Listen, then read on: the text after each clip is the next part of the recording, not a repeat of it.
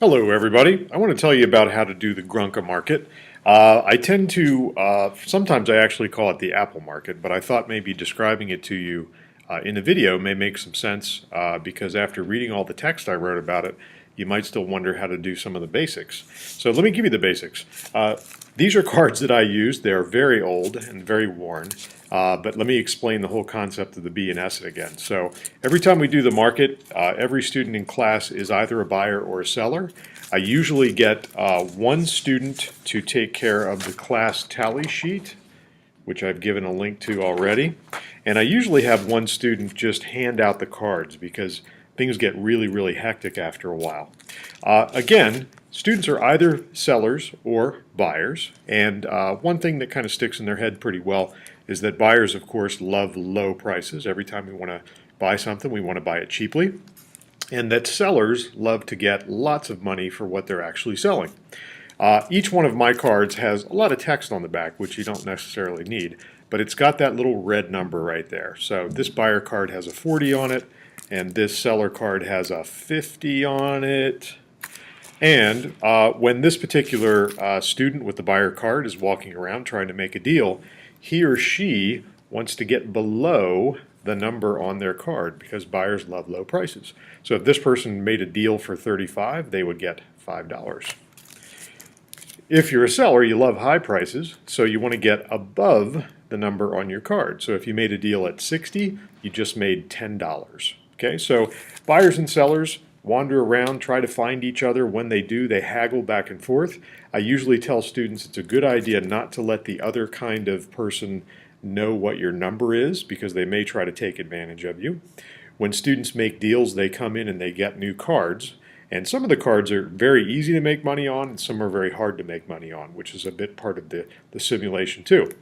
So every time two students get together and decide on a price that they like, say the number 60, they then agree, look at each other, agree, and then I usually have them go back to their desks and fill out what happened on their own little tally sheets that look like this.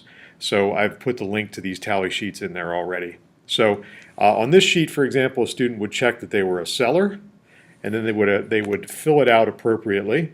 The deal price is the price they agree with the other person. The card price is the number on their card, and then they track whether they're gaining or losing. Obviously, if you were a buyer, it would operate a little differently, but you fill it out the same way. I usually tell my students that I collect these, that I'm going to collect them at the end of class. And I don't usually actually go over them, but I find telling that I'm going to do that really helps the simulation a lot. What really is the part that explains so many economic terms is actually the class tally sheet. So it's what they create by actually making their deals that does that. Okay, so once they write down their stuff, then they usually, and often they try to run, they go back up and grab a new card. Buyers, at least the way the simulation runs the first couple times you want to do it, buyers need to stay buyers, and sellers need to stay sellers. If you do just that much, oh, I'm sorry, and another thing that has to happen is one of the two groups, I usually use sellers, I don't know why, needs to tell the kid who's taking care of this what the deal price was. Okay, not the price on their card, but what they agreed on with the other person. These little hash marks really track a lot of important stuff about what they're doing. So once they come up and they get new cards, they run back out and they do exactly the same thing over and over again. What you'll find is the first time you do it with students, they'll be a little hesitant, they'll be a little slow, but the second time you do it with students, it is completely natural, and you'll have them, they won't believe the bell rang at the end of class and class is over because everything went so quickly. So they really enjoy it a lot, and they really do learn a lot. So let's talk about the tally sheets a little bit to help you out. If I give a bunch of students, maybe a class, the first time they actually try to do the Grunka Market, what you'll find is they make a tally sheet that kind of looks like this.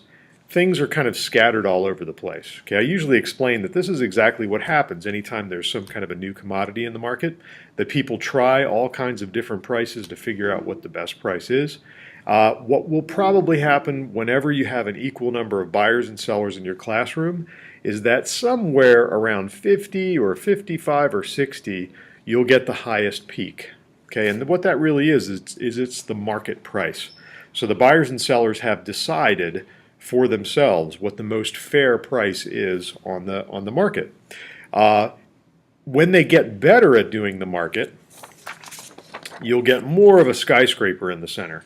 Things will come together. Notice that if you get deals that are way down here, that probably means a buyer is taking a buyer is taking advantage of a seller, and up here a seller would be taking advantage of a buyer.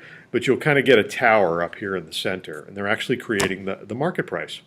One of the things I suggested to do in the text was to then, once they play it a while, manipulate it a little bit by making, for example, one particular period, make out of 25 kids, make 5 kids sellers and make the rest buyers. Okay, what will happen is those 5 sellers will take complete control of the market. All of the buyers will have to go to the sellers to make deals. The sellers love high prices, so they will drive up the market price.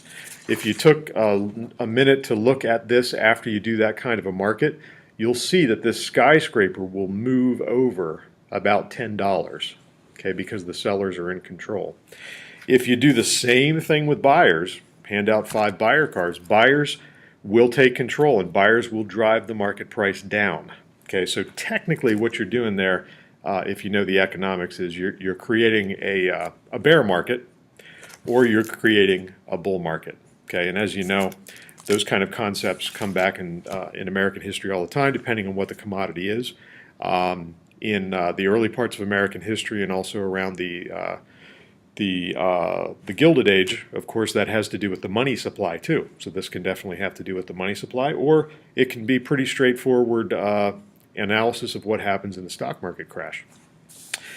Wanted to see if there's anything else I need to explain. No, I don't think so. So if you have any questions about how to do it, check the text, and of course email me if you have some questions too. Thanks a lot. Bye.